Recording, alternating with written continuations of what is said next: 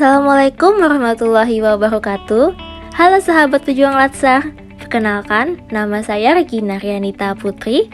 Saya pejuang Latsar dari golongan 3, angkatan 7, kelompok 4, MDH 32, Pemerintah Provinsi Kalimantan Selatan. Pada kesempatan kali ini, saya akan mempresentasikan hasil kerja saya tugas 2A pada agenda 1. Selamat menyaksikan. Baiklah, sekarang kita akan mulai pembahasannya, yaitu tentang analisis isu efektivitas kinerja individu berdasarkan tupoksi saya, yaitu sebagai guru mata pelajaran Bahasa Indonesia.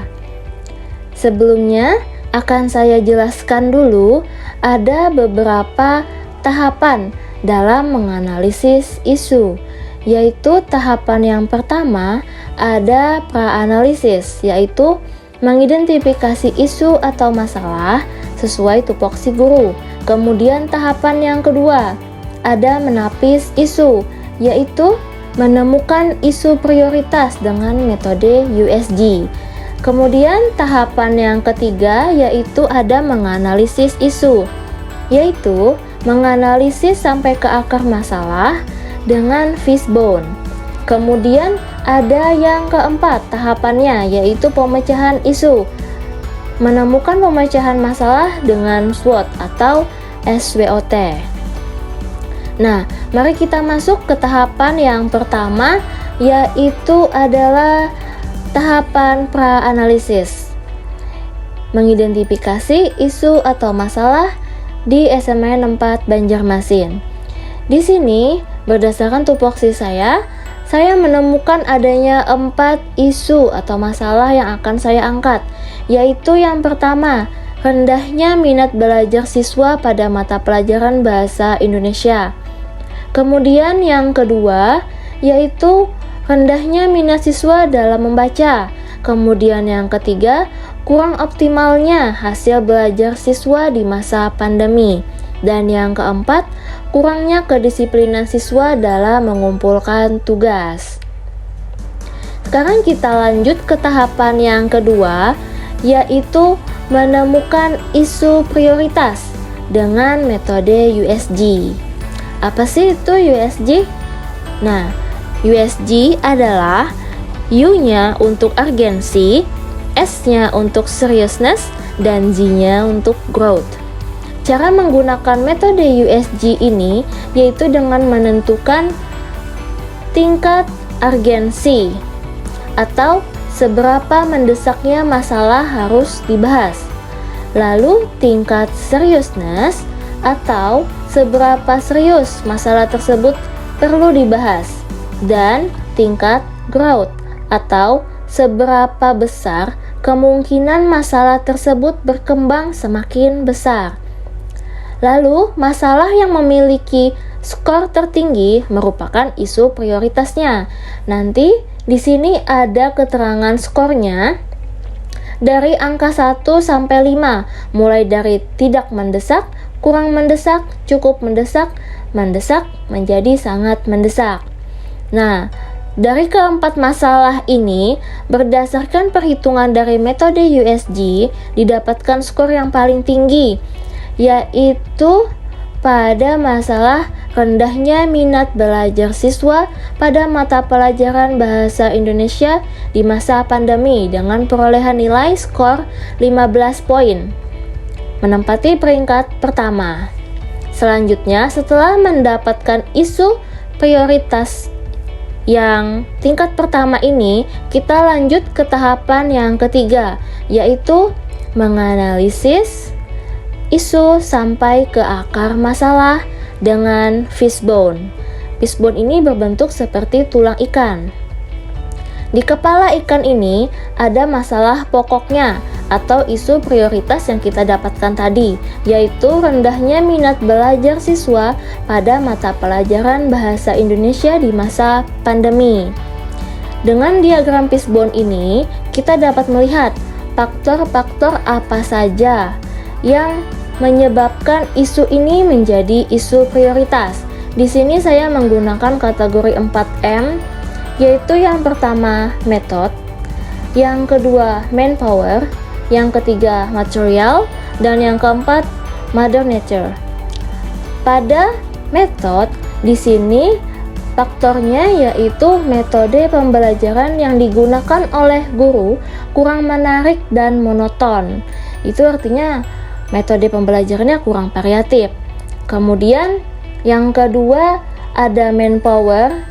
Di sini faktor penyebabnya yaitu siswa terlalu menyepelekan mata pelajaran bahasa Indonesia.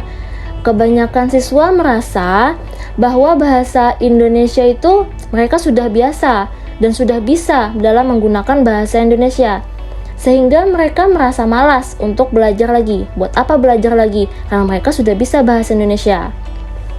Lalu yang ketiga ada faktor siswa bosan belajar daring. Kemudian ada material. Di sini kurang lengkapnya buku pelajaran yang dimiliki siswa. Apabila kurang lengkap buku pelajaran, maka minat belajar siswa juga menjadi rendah.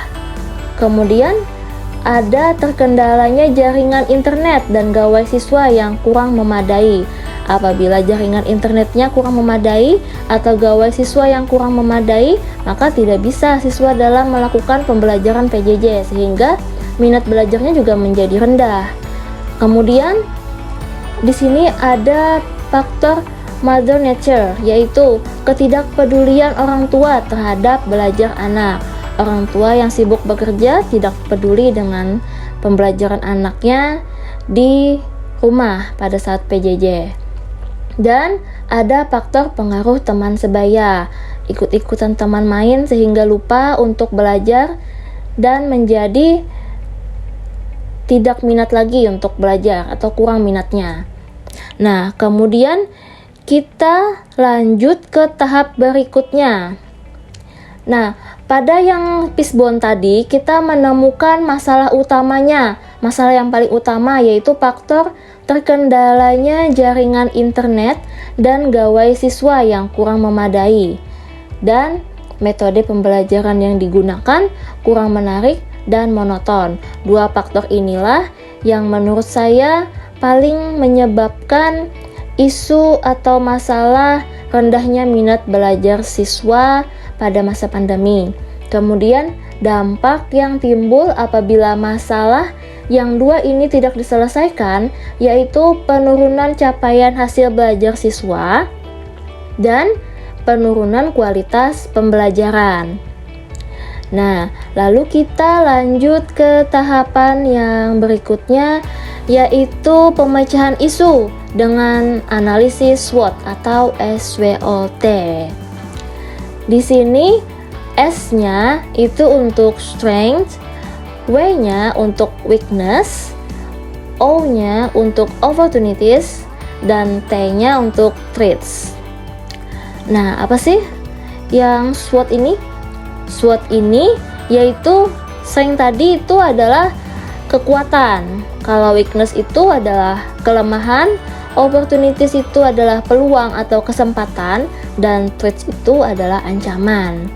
Analisis ini didasarkan pada logika yang dapat memaksimalkan kekuatan dengan peluang, namun secara bersamaan dapat meminimalkan kelemahan dan juga ancaman. Nah, di sini kekuatannya yaitu kebijakan pemerintah terkait pembelajaran di masa pandemi COVID-19. Kelemahannya sulitnya mengatur mekanisme waktu pembelajaran yang tepat dan efisien. Peluang atau kesempatannya, pembelajaran tatap muka terbatas dengan penerapan blended learning dengan pemberian tugas secara online ini dapat terlaksana. Dan ada ancamannya yaitu penurunan capaian hasil belajar siswa. Kemudian yang kedua, kekuatannya adanya semangat guru untuk mempelajari metode pembelajaran baru, dan kelemahannya keterbatasan keterampilan guru dalam metode pembelajaran. Kemudian peluang atau kesempatannya banyaknya fasilitas diklat atau pelatihan yang dapat diikuti secara online, dan ancamannya yaitu penurunan kualitas pembelajaran. Nah, Di tahap selanjutnya, nanti kita harus bisa menemukan cara alternatif untuk menyelesaikan ancaman yang ada di SWOT ini, yaitu dengan alternatif penyelesaian isu. Nah, isunya tadi adalah rendahnya minat belajar siswa pada mata pelajaran Bahasa Indonesia di masa pandemi. Alternatif penyelesaiannya yaitu dengan pengoptimalan pembelajaran pada saat PTM terbatas. Tahapan penyelesaiannya menjalin komunikasi yang baik antara guru dan orang tua siswa, agar orang tua siswa juga lebih memahami jam belajar siswa di sekolah maupun PJJ di rumah. Hasil yang diharapkan yaitu orang tua memberikan dukungan yang lebih dari sebelumnya. Apabila sebelumnya orang tua sudah mendukung, maka hasil yang diharapkan ini itu akan memberikan dukungan yang lebih lagi dukungannya, supaya siswa lebih termotivasi dalam minat belajarnya. Pihak yang terlibat yaitu ada guru, orang tua, dan ada siswa. Kemudian yang kedua, alternatif penyelesaiannya yaitu guru selalu melakukan inovasi pada metode pembelajaran yang digunakan.